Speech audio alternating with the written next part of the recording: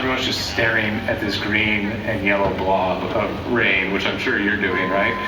And it's just a very weird, it's almost like 3 hours vanishes from your life. But to get the call that we're going racing, to have it be kind of overcast, cooler temperatures going into the evening, produce the show that we got, which was an amazing race. And huge credit to you and everyone at IMS for getting everyone back in. Like, I remember hearing the story from one of my friends in Carmel, and this is amazing because not that many people actually left. So he came to the track bright and early, parked his car outside the front straight. Rain delay happened. He went home to Carmel, got word that it was coming back.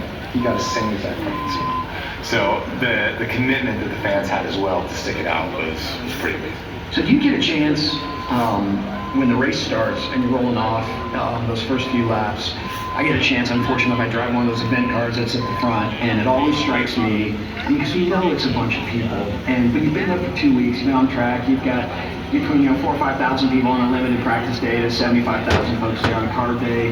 But you come around turn 2, and the entire backstretch along the spectator round is just full of people all the way through 3, and it blows me away the number of people that are. And are you able to take a minute and just absorb the number of people before you have to totally focus?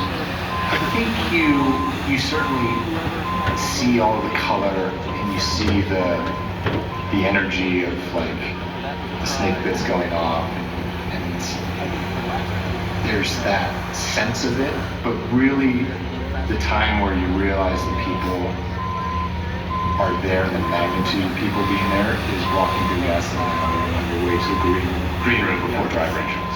For me, that's like the coolest experience in sports. Is usually you do it with your family, teammates, that sort of thing.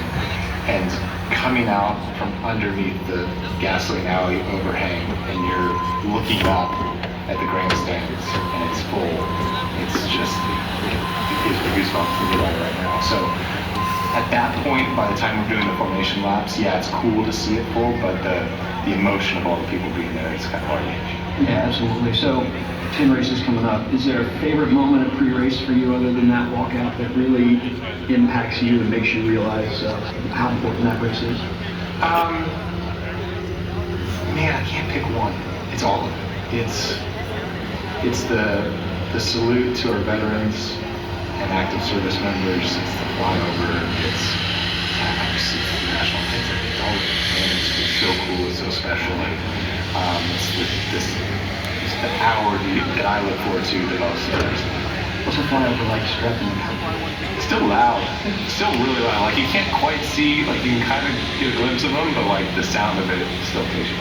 Yeah, absolutely. Well, thank you for all you do to just love the sport. 10th run coming up. Alexander Rossi, our 2016 Indianapolis 500 winner. Nobody would rather have a second face on that World War Trophy more than Alexander Rossi, and I know many of you out there would love to celebrate along with him during the 109th running of the Indianapolis 500 presented by Greenbridge on May 25th. We'll see if Alexander Rossi can take Ed Carpenter Racing to victory lane.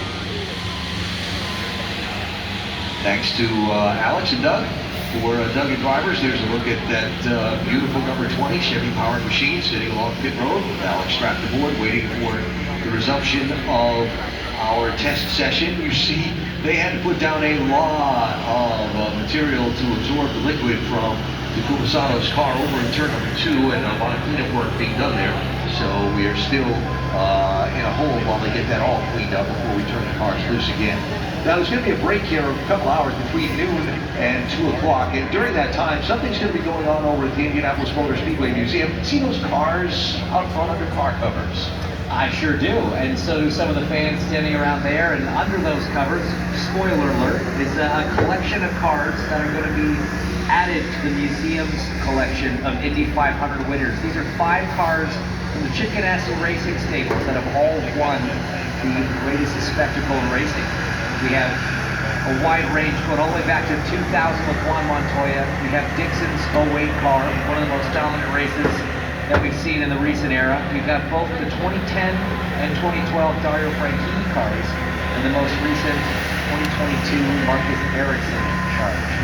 So they're going to unveil those at 1 o'clock, and those will be brought into the collection of the Indianapolis Motor Speedway Museum. Just another reason to go check it out when you have some time. Looking at our fastest lap so far this session. Still Scott McLaughlin with the single best lap of 2:32.68. Takuma Sato with the second fastest lap. Though that race car now very heavily damaged, and we look to get a word from Takuma if possible, when possible. You see the rest of the 12 fastest single laps posted in this one. The best 4-lap average has been run by Kyle Kirkwood, 230.34 miles an hour. And the single best no-toe speed was that Takuma Sato, 232.56. You look back through some of the rest of the best laps posted in our Boost Up Quali Sim session. Yeah, and even when you look past that single